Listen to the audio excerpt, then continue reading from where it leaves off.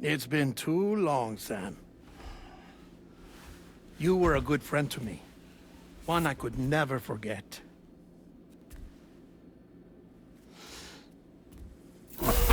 Which is why I took steps to ensure that this message would only play upon your arrival. The sensors were set to scan for your biometric data. A simple enough trick.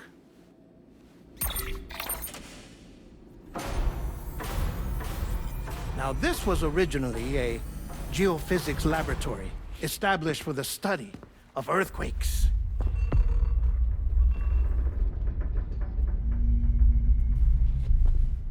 And for that reason, it holds a wealth of documentation on gatequakes, tar currents, and placates. As well, I discovered, as research data on the other side. Now, what I'm about to tell you, I learned after I came to this place.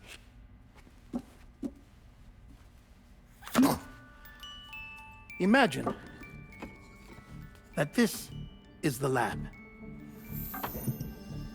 Though it's relatively close to the northern tip of South America, the continent is entirely cut off from us by a tar belt. And so we have no idea what's going on down there.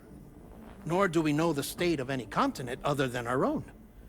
The researchers here were trying to establish contact with the rest of the world. They were well equipped to do so, as the facility had once been used to launch research satellites.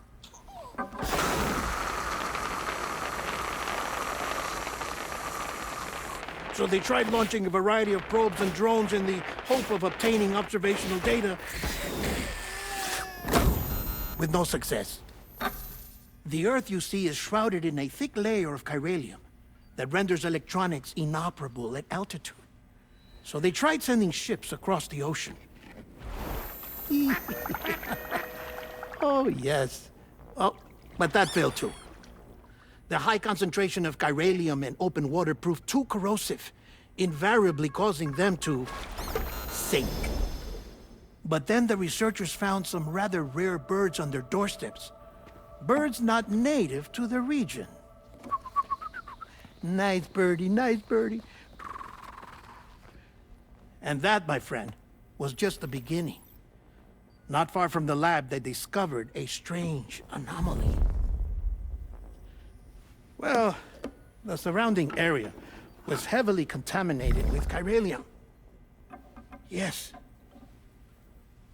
This is beautiful. The researchers would later dub the anomaly a placate. But further investigation revealed that it came into existence when you began to expand the chiral network across North America, and that the gate grew larger in tandem with the network itself. What started as a tiny fissure in space became so much more. The researchers duly installed cameras to study the gate and its surrounding area. Now, to their surprise, they caught footage of some unusual marsupials. Yes, a kind you wouldn't expect to normally encounter in Central America, like the birds. But to confirm their suspicions, they sent an autonomous robot through the gate. The soil samples it collected were consistent with the archived geological data from the southern hemisphere.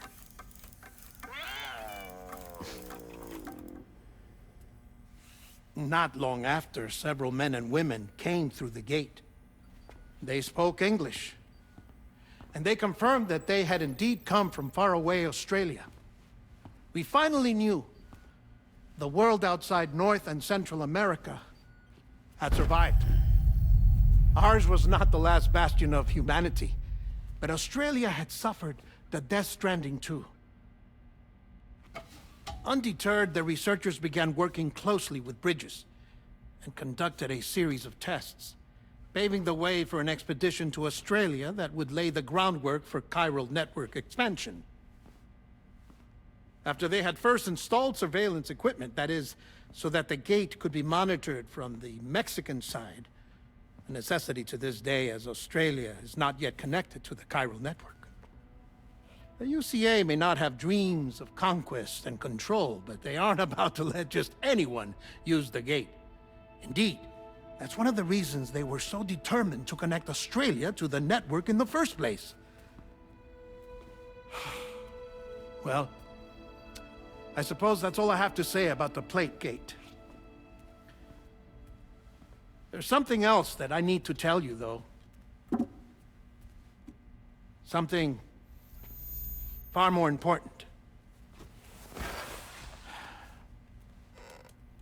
Mind if I pause it here? I have to go take a shower.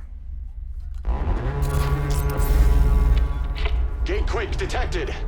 Sam, a gigantic BT just showed up outside. We're prepping weapons for you now. Access the terminal up top and take whatever you need. We're counting on you.